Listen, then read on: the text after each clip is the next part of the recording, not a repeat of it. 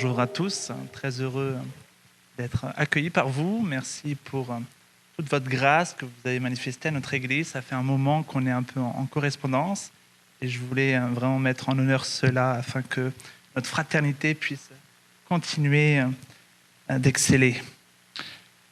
Le message d'aujourd'hui, je vais intituler le titre, c'est le don de la grâce de Dieu qui déborde. Et avant de commencer, j'aimerais simplement prier. Éternel, tu nous as choisis. Et comme on l'a chanté dans un chant tout à l'heure, qu'importe les circonstances, tu nous aimes. Nous n'avons pas besoin de faire des prouesses pour t'impressionner,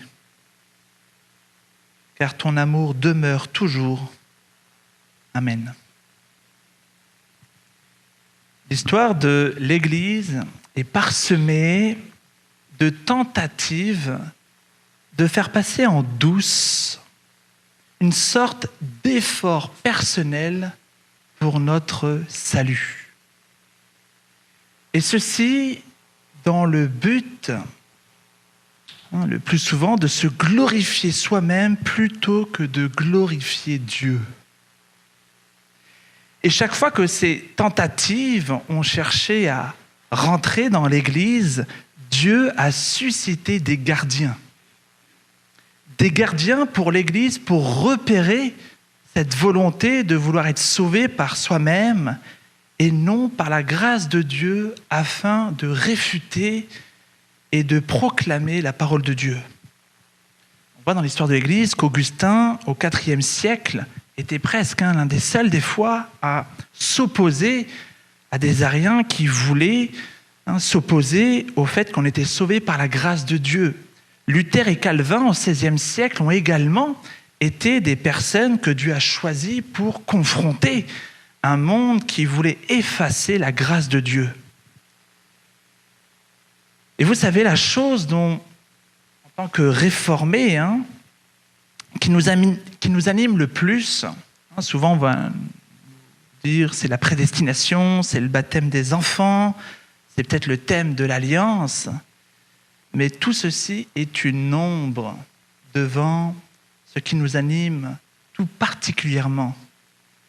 Et ce qui nous anime en premier point, avant tous les autres sujets, c'est la grâce de Dieu.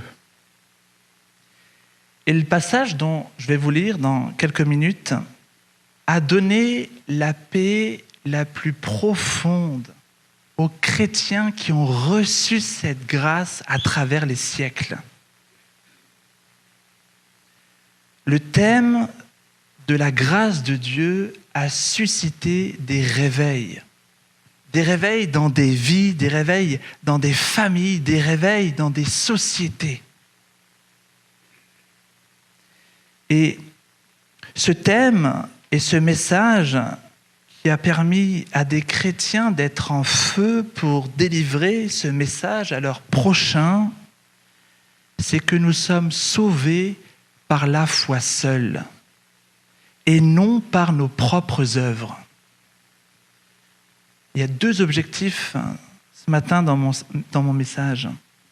Et le premier est de saisir la grâce de Dieu sans mérite pour nous.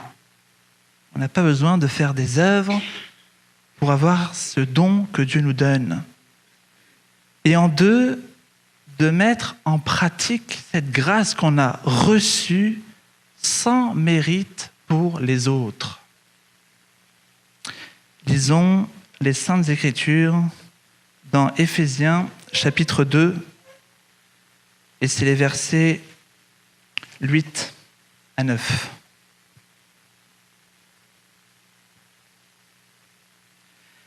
C'est par la grâce de Dieu que vous avez été sauvés, par le moyen de la foi.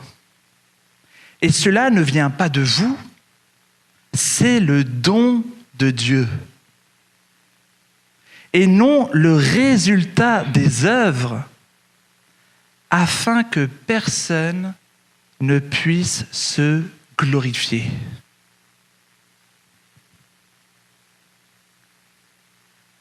En 2018, je suis devenu père de mon premier enfant, Ava.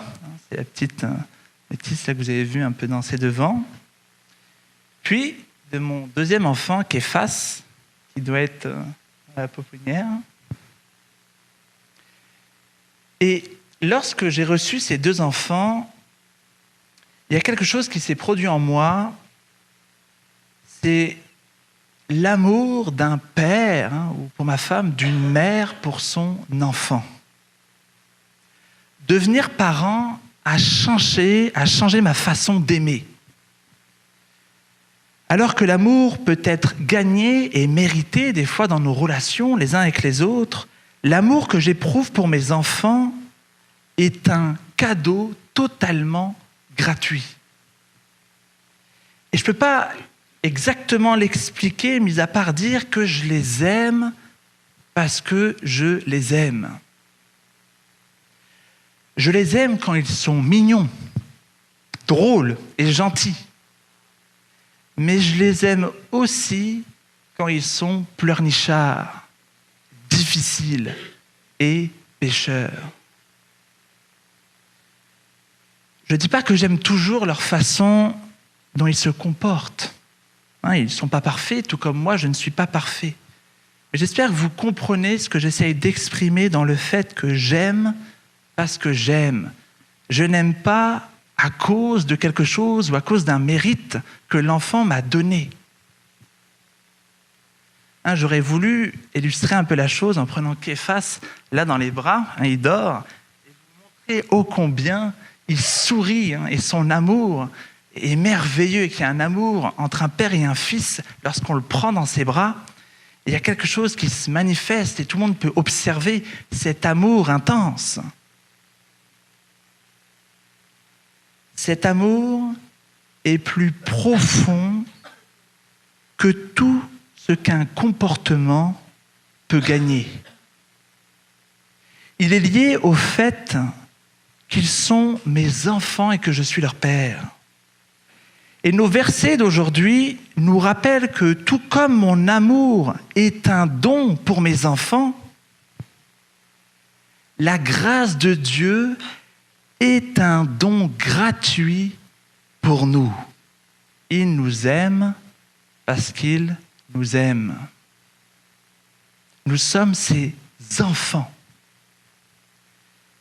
La grâce et la faveur non méritée de Dieu. On n'avait pas besoin de faire quelque chose pour recevoir cet amour. Il nous aime parce qu'il nous aime. Dieu nous a sauvés alors que nous étions dans nos péchés. Et même au contraire, tout pour nous condamner. Et c'est par la grâce de Dieu que nous sommes sauvés.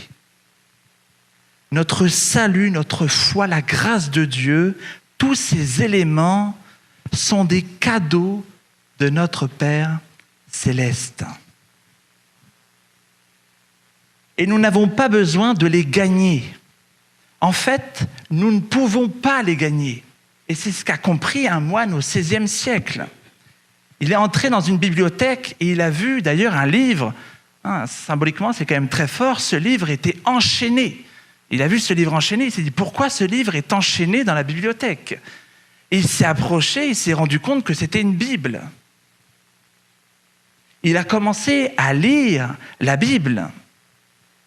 Et il s'est dit, en premier réflexe, je n'en fais pas assez pour mon salut, je ne jeûne pas assez, je prie pas assez, je n'en fais pas assez pour les devoirs que je dois faire en tant que moine. Et ce moine avait tellement de remords que lorsqu'il allait confesser ses péchés à son supérieur était tanné de l'entendre toujours confesser ses péchés. Il lui a dit, c'est bon, j'en ai jusque-là, viens confesser le jour où tu auras vraiment des choses à me dire. Le moine ne regardait qu'à ses péchés et se croyait de plus en plus indigne de la miséricorde de Dieu. Il voulait voler vers le ciel avec des ailes de glace. Mais en continuant à lire ce livre, le moine nommé Martin Luther, il eut les mots suivants: « Le juste vivra par la foi ». Et à la lecture de ces versets, il y a eu un changement total de perception de la vie, de perception du monde et de perception de Dieu. Luther avait compris que ses efforts ne pouvaient pas lui donner le mérite d'être sauvé. Il avait besoin de la grâce de Dieu. Il ne pouvait pas construire un moyen pour atteindre Dieu, mais devait laisser Dieu aller à sa rencontre. La grâce coule par le canal de la foi. Le canal est construit par Dieu lui-même et ne peut pas être construit par nos propres actions. Et la foi, ce canal, regarde toujours vers Jésus-Christ. Elle tire tout de Jésus-Christ. En réalité, la foi est un récepteur et non pas un contributeur. Nous sommes sauvés par Jésus-Christ. Et la foi reconnaît qui est Jésus-Christ et reconnaît ce qu'il nous offre. Le salut est la grâce de Dieu. Et nous ne devrions jamais nous vanter de nos connaissances ou nous vanter de nos expériences avec Dieu. Nous devons plutôt nous reposer sur Jésus-Christ qui nous permet de vivre ces choses afin de voir ô combien notre justice, notre sainteté ne vaut rien, mais c'est que c'est lui qui fait ce travail en nous. Voyez-vous, lorsqu'une personne travaille à 8 heures, il travaille 8 heures par jour et reçoit à la fin de sa journée son salaire. Il s'agit d'un salaire. Lorsqu'une personne se mesure à un adversaire dans toutes sortes de combats, il peut recevoir un trophée pour sa performance. On appelle ça un prix. Et lorsqu'une personne reçoit une reconnaissance appropriée pour un long service, on appelle ça donc une reconnaissance, une récompense. Mais lorsqu'une personne n'est pas capable de gagner ni un salaire, ni un prix, ni une récompense, mais qu'elle reçoit quand même un cadeau, c'est exactement cela que nous voulons dire que nous parlons de la grâce de Dieu. D'après la Bible, le salaire du péché est la mort. Notre ennemi, le diable, est un lion rugissant qui nous dévorerait si nous n'avions pas la protection de Dieu sur notre vie. Et la récompense qu'on peut gagner après une vie entière sur cette terre, c'est l'accumulation de plus en plus lourds de fardeaux qui sont sur nos épaules. On ne peut pas atteindre le soleil avec des ailes de glace. On a besoin de ce cadeau, de ce don de la foi qu'on n'a nullement mérité. Et combien d'entre nous se comportent comme si nous devions travailler dur pour obtenir ce salut? Pensons-nous que nous devons être performants pour être aimés de Dieu? Considérons-nous Dieu non pas comme un parent aimant, désireux de nous faire grâce, mais plutôt comme un maître d'œuvre, prêt à nous punir lorsque nous faisons des bêtises.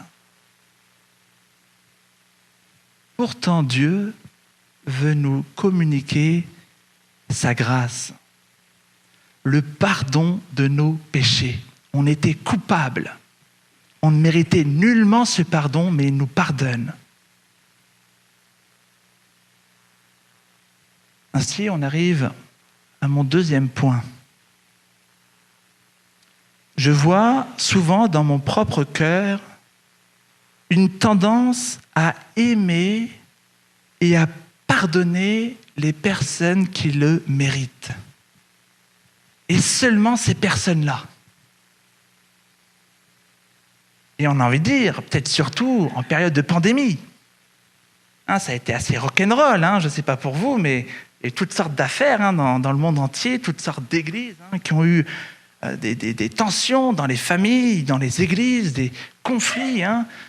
Certains se sont même insultés d'hérétiques, comme si que le salut dépendait d'un masque ou non. Et voyez-vous, cette tendance de manque de pardon à ceux qui le méritent peut nous habiter, surtout lorsque quelqu'un nous fait du mal. Tu ne mérites pas que je te pardonne. Et peut-être avez-vous grandi dans un foyer où la grâce n'était pas accordée avec empressement. Et il n'est pas étonnant que vous imaginez un Dieu qui fonctionne de la même manière. La vérité, cependant, c'est que la grâce de Dieu nous est donnée gratuitement, alors que nous ne le méritions pas. Mais alors pourquoi n'agissons pas de la même manière vis-à-vis de notre prochain ? Pourquoi souvent nous attendons à ce que cette personne le mérite, plutôt d'user de la même grâce que Dieu utilise à notre égard ? La grâce de Dieu peut renouveler nos cœurs et nous permettre de manière surnaturelle d'étendre cette grâce aux autres. Et lorsque nous acceptons le don gratuit de la grâce de Dieu dans nos vies, nous découvrons une nouvelle capacité à offrir aux autres un amour et un pardon non mérités. Ainsi, les gens n'ont plus besoin de gagner notre faveur. On n'a plus besoin d'avoir des exigences vis-à-vis des autres. Le Notre Père, la prière nous dit « Pardonne-nous comme nous pardonnons aussi à ceux qui nous ont offensés ». Il y a quelque chose de vertical, il y a une action de Dieu en nous qui nous amène à déborder vis-à-vis d'une manière horizontale les uns vis-à-vis des autres. Même nos plus grands ennemis sont vus sous un jour différent.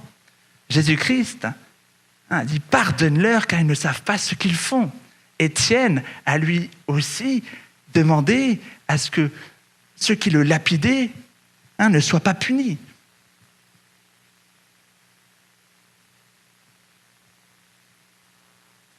Nous étions, nous aussi, ennemis de Dieu.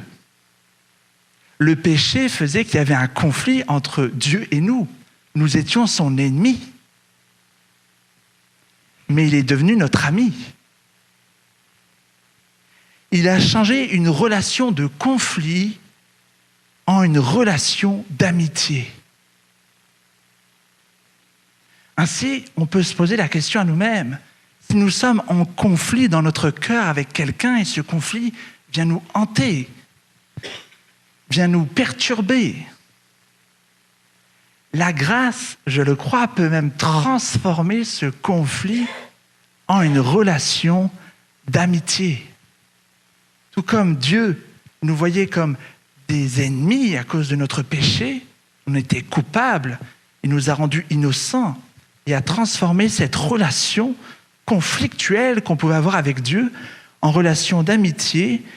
Et je crois qu'on peut agir de la même manière vis-à-vis de conflits dans nos familles. Même des fois, ça peut être, je le crois, entre mari et femme, entre un enfant, ou quelqu'un qui nous aurait fait du mal, qui serait parti de l'Église. La grâce de Dieu est un don gratuit qui nous est offert par notre Père céleste parfait et aimant. Ainsi, acceptons cette grâce et voyons comment elle influence notre façon de traiter les autres.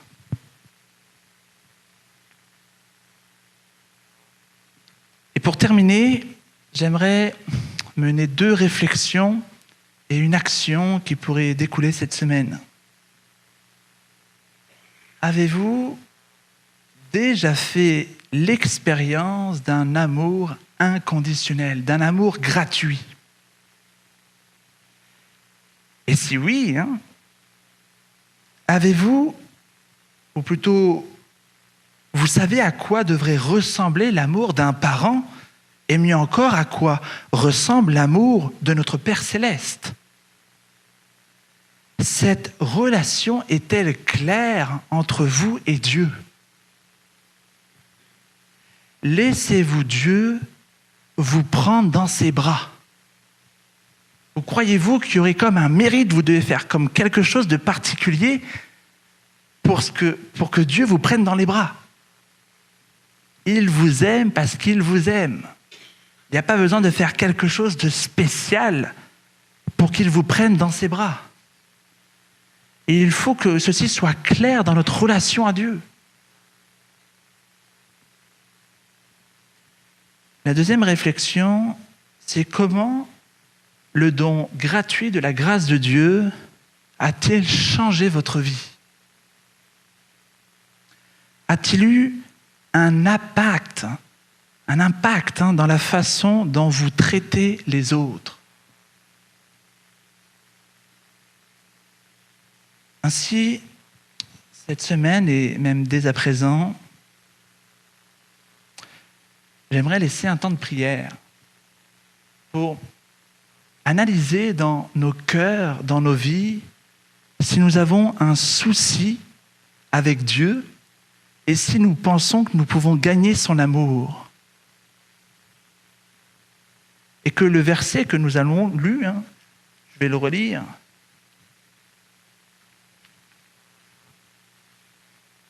Si vous pensez que vous devez gagner votre salut, que vous devez gagner une attention de Dieu parce que vous allez prier, vous allez jeûner, c'est par la grâce que vous avez été sauvés, par le moyen de la foi, et cela ne vient pas de vous. C'est le don de Dieu et non le résultat des œuvres, afin que personne ne puisse se glorifier. Donc que nous puissions avoir un temps de prière pour savoir si ce verset est bien clair dans notre vie. Et également demander que cette grâce déborde pour notre prochain. Si vous avez quelqu'un en tête, dans votre famille, dans votre entourage, quelqu'un qui ne mérite pas votre pardon, mais à cause de cette grâce que Dieu nous transmet, nous permet de pardonner cette personne. Cela ne veut pas dire qu'on va rester à côté de lui, mais dans notre cœur, si on est attaqué à chaque fois qu'on pense à une personne, que nous puissions agir comme Dieu agit vis-à-vis de nous. Prions.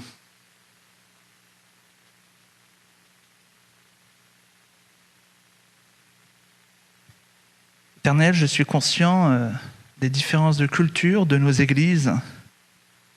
Et ma manière de prêcher ne doit pas ressembler à la manière dont les gens prêchent habituellement ici.